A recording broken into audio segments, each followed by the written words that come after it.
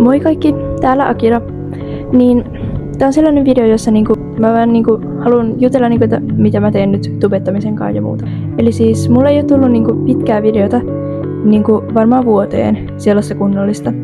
Joten mä yrittäisin nyt alkaa tekemään enemmän tubea ja silleen useammin pitkiä videoita ja panostaa niihin kunnolla. Ja semmoisia hyviä ideoita keksiä niihin ja kaikkea tällaista. Siis mun kanavahan oli ennen semmonen LPS-kanava, tai että mä tein petsivideoita. Mä ehkä lopetan petsivideot.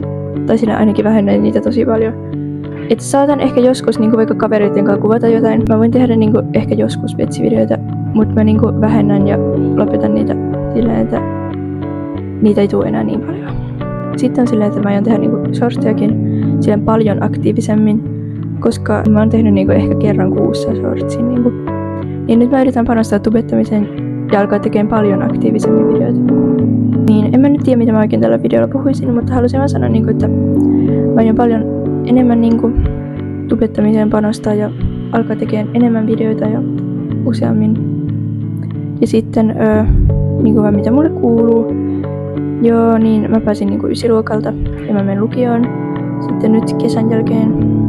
Sitten mä haluan kesällä nähdä kavereita paljon ja silleen vähän panostaa siihen, että mä ostan sille mun tyylisiä vaatteita ja meikkejä. Ja mä teen vähän sellaisen glow upin kesällä, että mä ostan hienoja vaatteita ja meikkaan enemmän ja laitan hiuksia ja kaikkea tällaista. Ja sit mä aion mun huonetta muokata kesällä ja siivota ja kaikkea tällaista. Mut joo, ei mulla oikein mitään tässä ottaa aika varmaan tällainen lyhyt video, että aion ainakin panostaa tubettamiseen enemmän. Nähdään ensi videossa. Moikka!